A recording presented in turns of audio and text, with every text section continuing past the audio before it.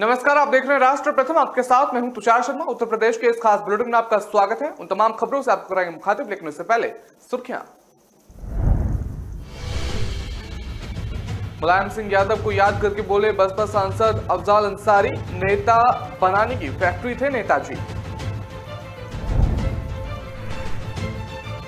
गिरफ्त में आया डेंगू मरीजों को प्लेटलेट्स के नाम पर जूस बेचने वाला गिरोह, 10 लोगों को किया गिरफ्तार। गीता में जिहाद वाले बयान पर केशव प्रसाद मौर्य का बयान आया सामने, कांग्रेस की मती मारी गई, हिंदुओं के प्रति नफरत और घृणा का भाव।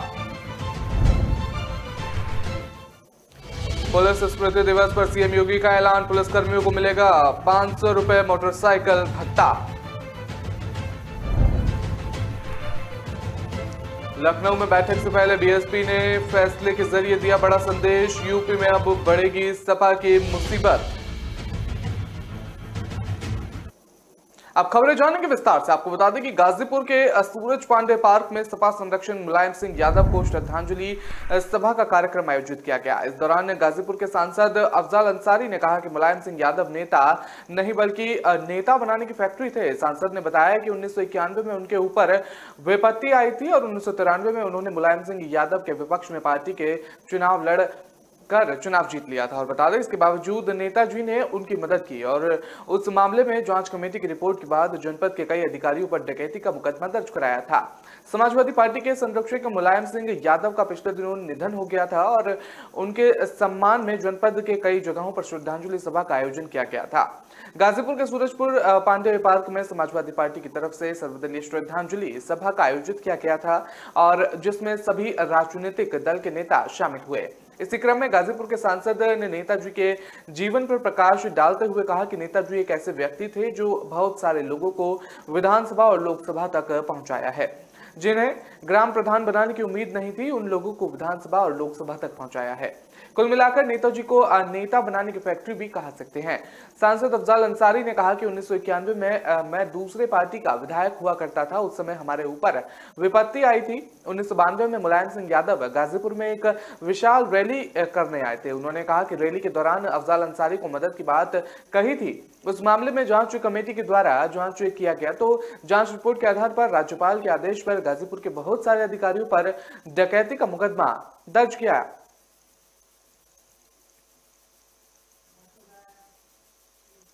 संगम नगरी प्रयागराज में डेंगू के मरीजों को मौसम्बी का जूस जिला हुआ प्लेटलेट्स बढ़ाए जाने के चलते कथित तौर पर चर्चित और सनसनीखेज मामले में पुलिस ने इस गिरोह का पर्दाफाश किया है। पुलिस ने सरगना समेत गिरोह से जुड़े हुए 10 सदस्यों को गिरफ्तार किया है। पुलिस ने इनके पास से 18 पाउच प्लाज्मा और 3 पाउच संदिग्ध प्लेटलेट्स और 1 लाख रुपए नगद और 3 अदद 2 पहिया वाहन और 13 मोबाइल फोन बरामद किए हैं। डीएम संजय कुमार खत्री ने एसएसपी शैलेंद्र कुमार पांडे का दावा है कि गिरोह के लोग ब्लड बैंकों से प्लाज्मा हासिल करते थे और हर पाउच में 350 ml प्लाज्मा रहता था और इसमें ये सीरीज से प्लाज्मा को दूसरे पाउच में भरते थे और बता दें ये 50 ml के दूसरे पाउच में प्लाज्मा को भरने के बाद उसे प्लेटलेट्स बताकर बेच दिया करते थे। प्लाज्मा के पाउच से जिस तरह सीरीज का इस्तेमाल किया जाता था, वहां ये लोग शहर के नामचीन अस्पतालों के नाम से फर्जी स्टिकर चिपका दिया करते थे। इसके साथ ही जरूरतमंद को अस्पताल की फर्जी रसीद भी दिया करते थे। अफसरों के मुताबिक प्लाज्मा को प्लेटलेट्स बताकर गिरोह के लोग इसे हजारों रुपए की ऊंची कीमत पर जरूरतमंदों को बेच दिया करते थे। प्लेटलेट्स के मौसम्बी का जूस मिले जाने के आरोप पर अफसरों का कहना है कि गिरोह के पास से बरामद हुए संदिग्ध प्लेटलेट्स पाउच को जांच के लिए लैब भेजा जाएगा।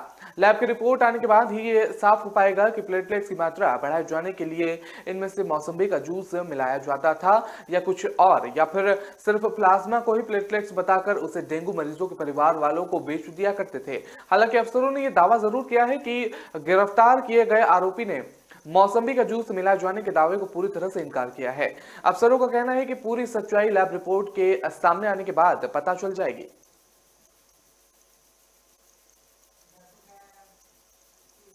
कांग्रेस के वरिष्ठ नेता शिवराज पाटिल के भगवद गीता में भी इस जिहाद की बात पर सियासी घमासान शुरू हो गया है। बीजेपी ने महाराष्ट्र कांग्रेस नेता के बयान पर जबरदस्त हमला कर दिया है। वहीं यूपी के डिप्टी सीएम केशव प्रसाद मौर्य ने भी कांग्रेस पर गंभीर आरोप लगाए हैं।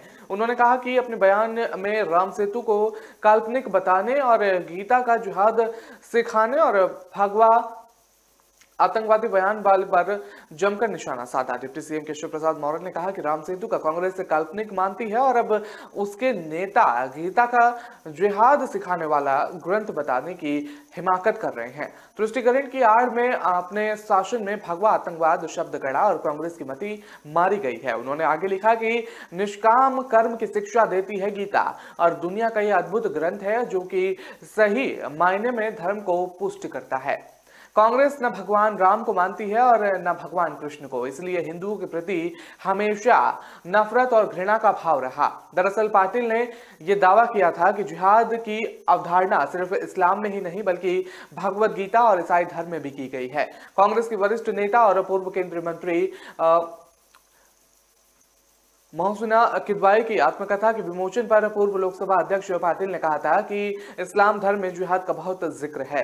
पाटिल ने अपनी टिप्पणियों में दावा किया था कि सिर्फ कुरान में ही नहीं महाभारत में भी गीता में श्री कृष्ण अर्जुन से जिहाद की बात कर रहे हैं और ये बात सिर्फ कुरान या गीता में नहीं बल्कि ईसाई धर्म में भी है। पाटिल ने इस बयान पर अब विपक्षी दल कांग्रेस पर जमकर निशाना साध रहे हैं।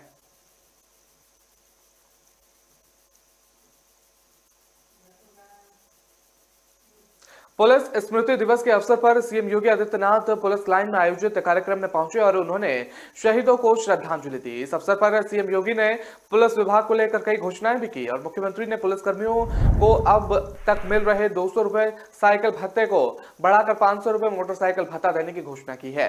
इसके साथ ही पुलिस विभाग को ई पेंशन पोर्टल की सेवाएं भी अफाद दिए जाएंगे। और बता दें दिवाली के ठीक पहले पुलिस के जवानों के बीच मौजूदा मुख्यमंत्री ने पुलिसकर्मियों की सहूलियत को देखते हुए 5 लाख से अधिक के चिकित्सा खर्च प्रतिपूर्ति की स्वीकृति पुलिस महानिदेशक स्तर से होने की घोषणा भी की है।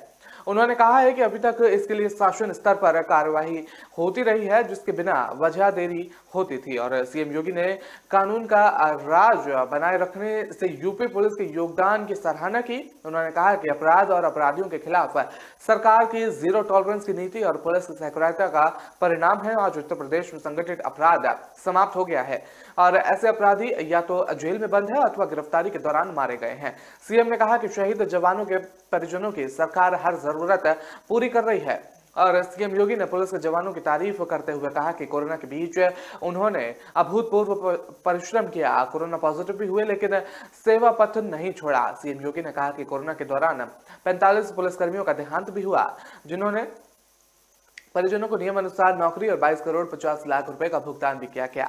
यही नहीं, केंद्रीय अर्धसैनिक बल और भारतीय सैनिक आदि से सेवारत उत्तर प्रदेश मूल के शहीद 581 जवानों के आश्रितों को 141.9 करोड़ की सहायता राशि प्रदान की गई।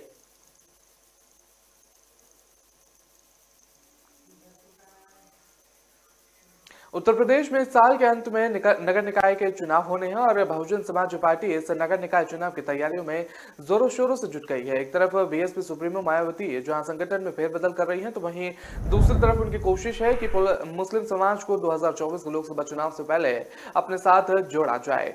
तो ये पूरी वारदात सामने आई है। आपको बता दें बसपा में एंट्री के पीछे यही सबसे बड़ी वजह भी मानी जा रही है। और वहीं अब 22 नवंबर को बसपा सुप्रीमो मायावती ने लखनऊ में पार्टी के पदाधिकारियों की बड़ी बैठक बुलाई है जिसमें 2024 के लोकसभा चुनाव से पहले निकाय चुनाव को लेकर रणनीति तैयार की जा रही है। बहुजन समाज पार्टी खासतौर पर मुस्लिम समाज पर फोकस कर रही है। यही वजह है कि पार्टी ज्वाइन करते हुए इमरान मसूद को कोऑर्डिनेटर बना दिया गया है और इसके जरिए भी यही संदेश दिया जा रहा है कि यूपी में मुस्लिम समाज का अगर कोई सबसे बड़ा हितैषी है तो वो बसपा है, सपा नहीं। जाहिर है इसके जरिए बीएसपी के समाजवादी पार्टी के मुस्लिम वोट बैंक में सेंधमारी करने की तैयारी कर रही है। और वहीं दूसरी ओर देखा जाए तो इमरान मसूद के बीएसपी के बाद अब वो जयंत चौधरी को भी पश्चिमी यूपी में सीधे तौर पर चुनौती मिलेगी। अब तक जयंत के खिलाफ पश्चिमी में बसपा के पास कोई बड़ा चेहरा नहीं दिख रहा था। वहीं दूसरी ओर बीएसपी में आते ही मायावती ने पश्चिम यूपी में इमरान को बड़ी जिम्मेदारी दे दी।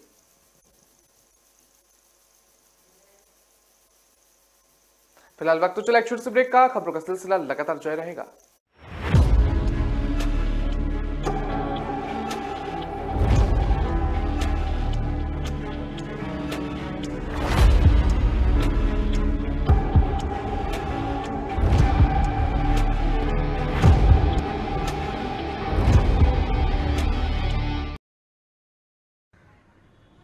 कौन सी दुकान से? अपनी दुकान अपने अमेज़न से। हुडी से रुमाल तक, टीवी इन द हॉल तक, जीते हैं हम शान से। सब कुछ अमेज़न से। क्या क्या मिल सकता है विद इन 500। हर बजट में ढेर सारी चॉइसेस देख लो, और पहले ऑर्डर पे तो डिलीवरी भी फ्री। फिर तो और दिखाओ। अमेज़न के भरोसे के साथ हर बजट में जो चाहो वो पाओ। फिर अमेज़न खुलते ही दिल कहेगा और दिखाओ।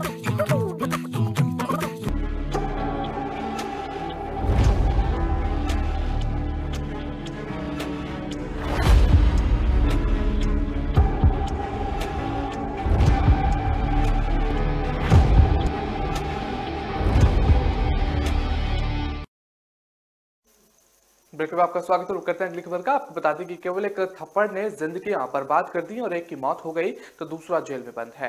मामला मेरठ के अस्तु भारती मेडिकल कॉलेज का बताया जा रहा है, जहां एक थप्पड़ से आहत छात्र ने चौथी मंजिल से छलांग लगा दी। बताया जा रहा है कि छात्रा की मौत हो गई है और इस मामले में अस्तु भारती मेडिकल कॉलेज प्रशासन की बड़ी लापरवाही सामने आई है।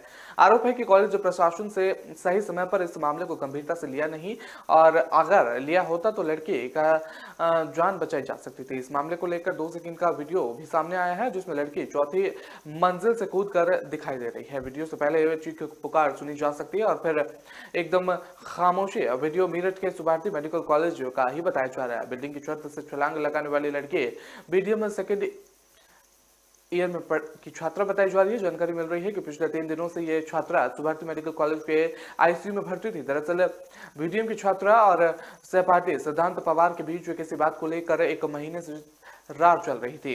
कई बार कहसुनी भी हो चुकी थी और आरोप है कि सिद्धांत ने गुस्से में लड़की पर थप्पड़ बरसा दी और हालांकि उस समय मामले को रफा दफा कर दिया गया था, लेकिन 19 अक्टूबर को सिद्धांत ने लड़की को सबसे सामने थप्पड़ मार दिया। फिर से इस बात को आहत होकर लाइब्रेरी की छत पर पहुंची और वहां से छलांग लगा दी। पास ही खड़े किसी शख्स ने यह वीडियो बनाकर वायरल कर दिया और अब मृतका छात्रा के पिता की तहरीर पर पुलिस ने आरोपी सिद्धांत के खिलाफ केस दर्ज कर उसे जेल भेज दिया है। हालांकि इस मामले में सुभारती मेडिकल कॉलेज प्रशासन की बड़ी लापरवाही सामने आई है। आरोप है कि कॉलेज मैनेजमेंट ने थप्पड़ के इन दोनों मामलों में गंभीरता से नहीं लिया। आरोप है कि सिद्धांत छात्रा का उत्पीड़न कर रहा था और कॉलेज प्रशासन हाथ पर हाथ धरकर बैठा हुआ था। अस्पताल में एडमिट होने के 3 दिन बाद छात्रा की मौत हो गई और वहीं आरोपी सिद्धांत को जेल भेजने के बाद पुलिस मामले की तफ्तीश में जुट गई है। कई अन्य लोगों से भी पूछताछ की जा रही है।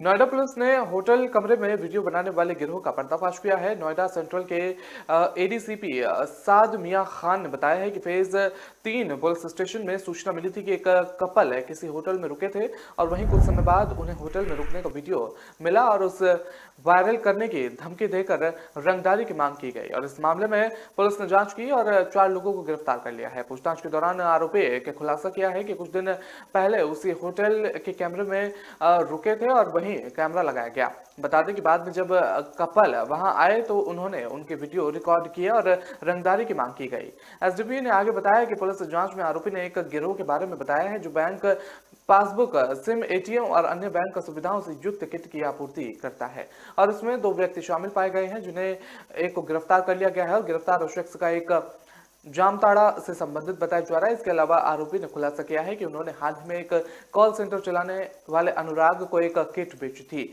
अनुराग 3 अवैध कॉल सेंटर चला रहा था और ड्यूटी फ्री और डिस्काउंट आईफोन बेच रहा था। उसे गिरफ्तार कर लिया गया है और लैपटॉप सहित विभिन्न सामग्री जब्त कर ली गई है। मामले में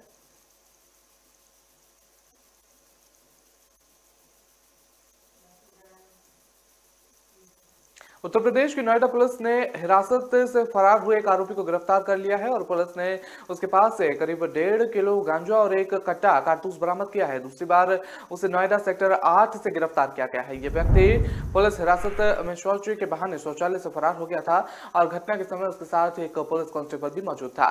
अधिकारियों ने कांस्टेबल को निलंबित कर दिया था और फिर गिरफ्तार किए जाने के बाद आरोपी के खिलाफ एनडीपीएस एक्ट के तहत आईपीसी के विभिन्न धाराओं के तहत मामला दर्ज किया है। नोएडा पुलिस की डीसीपी आशुतोष द्विवेदी ने बता दें उनको बताया कि गिरफ्तार किए गए आरोपी का नाम भीष्म सिंह बताया जा रहा है। वहीं बिहार के सिवान का रहने वाला है और अभी वो नोएडा के बरेला गांव में रह रहा है। उसके नारकोटिक्स एक्ट के तहत गिरफ्तार कर लिया गया था। जब वो पुलिस हिरासत से फरार हुआ था तो उसे फेज 1 पुलिस थाना से ले जाया जा रहा था।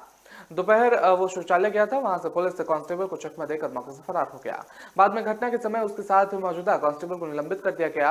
वहीं भागकर हरोला चला गया था और जो कि नोएडा का एक व्यस्त बाजार है। मुखाबिर से मिली सूचना के आधार पर पुलिस ने उसे सेक्टर 8 से फिर से गिरफ्तार कर लिया और उसे जर्जर इमारत से गिरफ्तार किया गया है। पुलिस अधिकारी को कहना है कि गिरफ्तार के बाद उसके खिलाफ narcotics, drugs and NDPS act के और आईपीसी की धारा 223 और धारा 224 के तहत मामला दर्ज कर लिया गया है।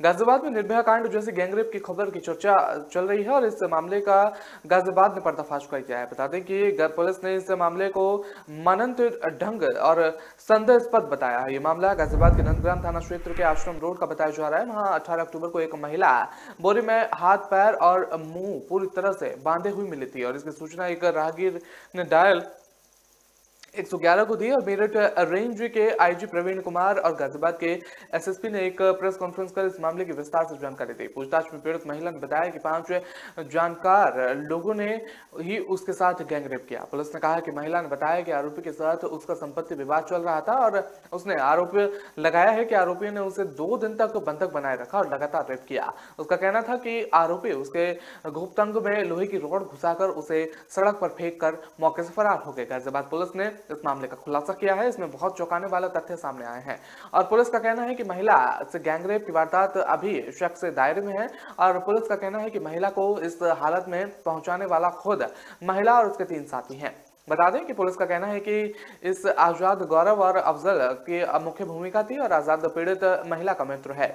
इन तीनों ने मिलकर संपत्ति विवाद को खत्म करने के लिए षड्यंत्र रचा और इसका गाजियाबाद पुलिस ने खुलासा कर दिया है। पुलिस ने इस मामले में 3 लोगों को गिरफ्तार किया है। गाजियाबाद पुलिस ने बताया कि पीड़िता के स्वस्थ होने के बाद उसे भी पुलिस कार्रवाई से गुजरना पड़ सकता है।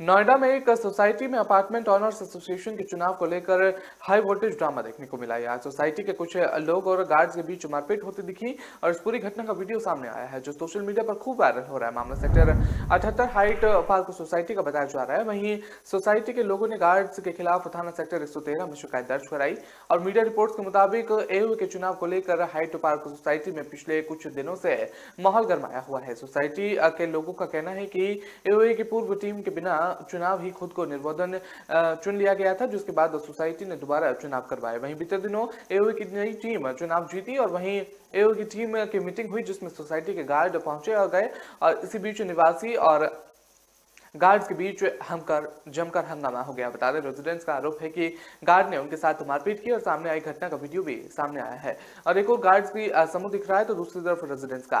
दोनों के बीच चीकम चिल्ली के साथ मारपीट होती दिख रही है। वीडियो में कुछ रेजिडेंट्स महिलाएं गार्ड समूह की महिलाओं के बाल खींचते हुए भी नजर आ रहे हैं और धक्का मुक्की करते हुए भी दिख रहे हैं। वीडियो में महिला की शिकायत मिलने के बाद पुलिस ने 2 गार्ड को हिरासत में लिया है और सीसीटीवी फुटेज के आधार पर कार्रवाई की बात हो रही है। फिलहाल मौके पर शांति की व्यवस्था कायम है।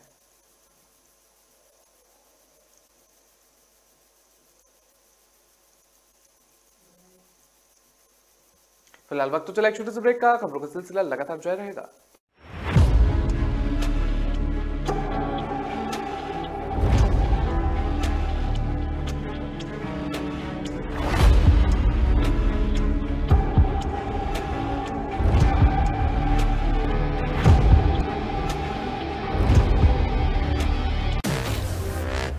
रात के 2 बजे, दिन के 12 बज गए। Say goodbye to the 1950s की टेक्नोलॉजी वाले memory foam microscope. Meet India's first and only smart grade mattress. इसकी patented technology, there's softness that relaxes your pressure points and firmness that supports your back. Memory foam में बकवास. The Sleep Company mattress is झक्कास. Log on to the sleepcompany.in.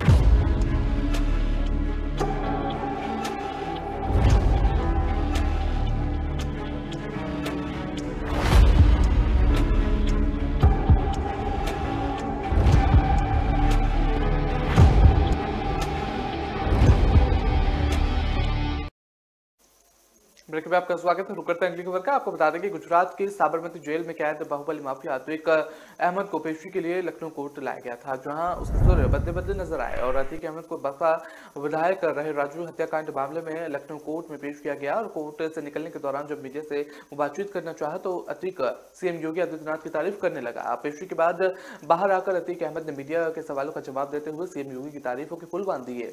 Atiq Ahmad ने कहा कि योगी आदित्यनाथ एक बहादुर मुख्यमंत्री हैं, बहुत ईमानदार हैं और काफी मेहनत करते हैं। और अतीक की जुबान से ये तारीफ सुनकर लोग हैरान रह गए, क्योंकि ये बात जाहिर है जिस दिन से योगी आदित्यनाथ ने प्रदेश के मुख्यमंत्री का पदभार संभाला है तभी से अतीक अहमद के बुरे दिन शुरू हो गए थे। माफिया अतीक के इस बयान के कई मतलब निकाले जा रहे हैं। बता दें कि बाहुबली नेता अतीक अहमद को लखनऊ कोर्ट में पेश करने के लिए रात ही गुजरात से लाया गया था और उसे साबरमती जेल में लखनऊ जेल में शिफ्ट करा दिया गया था। भारी फोर्स के बीच अतीक अहमद भी कोर्ट में पेशी हुई थी। और यूं तो अतीक गुजरात जेल में है, लेकिन यूपी सरकार लगातार उसके खिलाफ एक्शन लेती रही है। हर कुछ दिन पर ही उसकी संपत्तियां कुर्क की जा रही है। माना जा रहा है कि अभी तक अतीक और उसके कुर्कों की संपत्तियां मिलाकर माफिया अतीक को कुल 10 अरब की चोट पहुंच गई है। बता दें कि 2005 के जनवरी में इलाहाबाद से बसपा विधायक राजू पाल का मर्डर हुआ था। रिपोर्ट आई थी कि कुल 5 बदमाशों ने राजू के काफिले पर अंधाधुंध फायरिंग कर दी और इस फायरिंग में राजू पाल की मौत हो गई। इस हत्याकांड का मुख्य आरोपी अतीक अहमद था और इस दौरान अतीक अहमद और राजू पाल में दुश्मनी चल रही थी और वजह विवाद सियासी विवाद चल रहा था।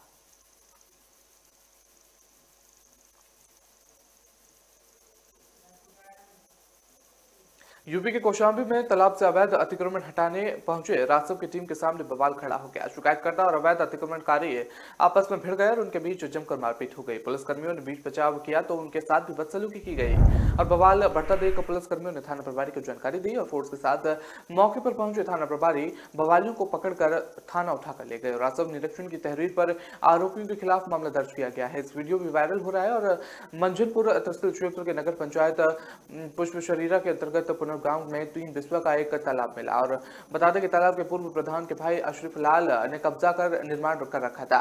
गांव के ईश्वरन आदि ने अवैध कब्जे की शिकायत समाधान दिवस में की थी और लेकिन शिकायत प्राप्त होने के बाद सदर एसडीएम प्रखर उत्तम ने राजस्व टीम भेजकर तालाब से अवैध अतिक्रमण हटाए जाने का फरमान जारी किया और एसडीएम के आदेश पाते ही राजस्व निरीक्षण सुरेंद्र सिंह, लेखपाल सुरेंद्र चौरसिया, प्रशांत उपाध्यक्ष पुलिस बल के साथ जेसीबी लेकर अवैध अतिक्रमण हटाने पहुंच गए। टीन शेड गिराने की जानकारी जैसे ही अतिक्रमणकारियों को हुई तो उन्होंने हंगामा करना शुरू कर दिया।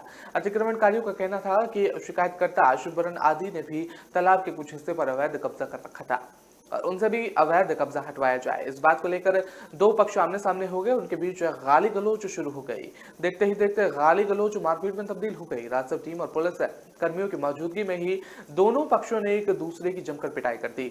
मारपीट देख पुलिस कर्मियों के बीच बचाव करने की कोशिश की तो उपद्रवी उनसे भी भिड़ गए और आरोप है कि पुलिस कर्मियों के साथ बदसलूकी भी की गई। विवाद बढ़ता देख पुलिस कर्मचारियों ने पश्चिम शरीरा थाना अध्यक्ष भवानी सिंह को भी घटना की जानकारी दी और फौरन थाना अध्यक्ष फोर्स के साथ मौके पर वहां पर पहुंचे।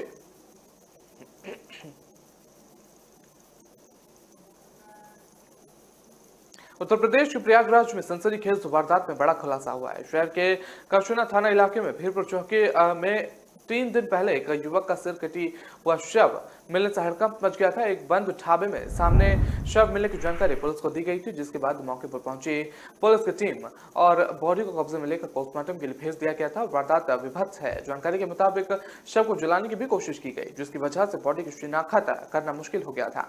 जांच का दायरा बढ़ाते हुए प्रयागराज पुलिस ने मृतक की पहचान कर ली है और साथ ही मुख्य हत्या आरोपी का नाम भी उजागर कर लिया है। करशुना थाना इलाके के सर्जिकल ऑफिसर द्वारा दी गई जानकारी के मुताबिक मृतक बक्सर बिहार का रहने वाला सूरज गुप्ता बताया जा रहा है। वहीं हत्या का मुख्य आरोपी फिरोज नाम का एक आदमी बताया जा रहा है, जो इस वारदात के बाद मौके से फरार चल रहा है। जांच में शख्स की गई फिरोज तक पहुंच गई है, जिसके बाद उसके घर पर छापेमारी की गई। वहां से सूरज के कुछ कपड़े मिले थे और जिसके आधार पर उसे मुख्य आरोपी बनाया गया। फिरोज की पत्नी नमजा पुलिस की हिरासत में है और बता दें उससे पूछताछ चल रही है। वहीं आरोपी की तलाश में लगातार तफ्तीश की जा रही है और आरोपी को गिरफ्तार में लेकर जल्द से हत्या के कारणों का पता लगाया जाएगा। और मामले को 2 दिन पहले का बताया जा रहा है जब स्थानीय लोगों को यह शव मिला। इसके बाद पुलिस को सूचना दी गई और इस मामले में जांच शुरू कर दी गई। शव के कई अंग काटकर उसे जलाने की भी कोशिश की गई जिसकी वजह से बॉडी की शिनाख्त उस समय नहीं हो पाई। इसके बाद जांच को आगे बढ़ाया गया और पता चला कि सिर कटा और जला हुआ शव बक्सर के एक युवक का बताया जा रहा है।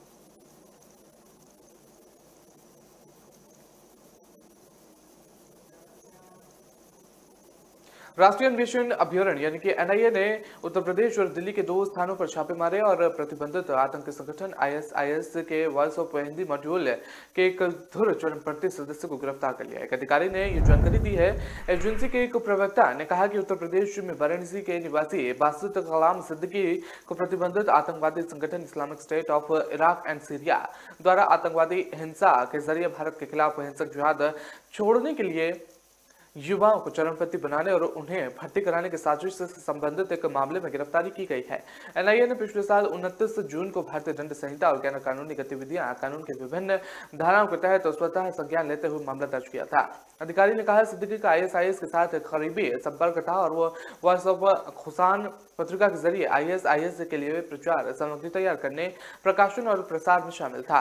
उन्होंने कहा था कि वो आईएसआईएस के वॉइस ऑफ हिंदी मॉड्यूल को धुर चरमपंथी सदस्य था। एनआईए प्रवक्ता ने कहा कि अफगानिस्तान स्थित अपने आईएसआईएस अकाउंट के निर्देश पर वो विस्फोटक ब्लैक पाउडर बनाने की कोशिश कर रहा था और उन्हें आईईडी विस्फोटक बनाने के लिए घातक रासायनिक पदार्थ के उपयोग के संबंधित जानकारी प्राप्त कर रहा था।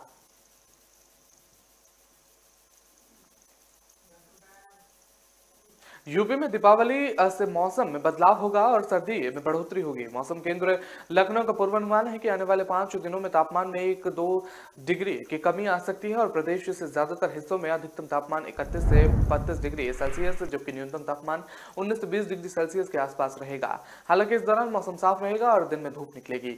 मौसम विभाग के मुताबिक अक्टूबर महीने में अंत में और नवंबर महीने के शुरू में ही सर्दी धीरे धीरे अपना रंग दिखाना शुरू कर देगी और कोहरा भी छाने लगेगा। मौसम विभाग के अनुसार शनिवार को भी प्रदेश के ज्यादातर जिलों में आसमान साफ रहेगा और दिन में धूप निकल रही। वहीं सुबह और शाम के साथ साथ रात में हल्की सर्दी का एहसास होगा। इससे पहले शुक्रवार को भी पूरे प्रदेश में मौसम साफ रहा और धूप निकली थी। प्रदेश की राजधानी लखनऊ में अधिकतम तापमान सामान्य के बराबर 32 डिग्री सेल्सियस और जबकि न्यूनतम तापमान सामान्य से 2 ज्यादा 20.2 डिग्री सेल्सियस दर्ज हुआ। दूसरी तरफ यूपी के ज्यादातर शहरों में हवा खराब होती जा रही है। शनिवार की सुबह यूपी के अलग अलग जिलों में वायु गुणवत्ता सूचकांक मध्यम श्रेणी में रिकॉर्ड हुआ। लखनऊ में शनिवार को अधिकतम तापमान 32 और न्यूनतम तापमान 20 डिग्री सेल्सियस रहने का अनुमान रहा और मौसम साफ रहेगा और वायु गुणवत्ता सूचकांक मध्यम श्रेणी से 146 दर्ज की गई है।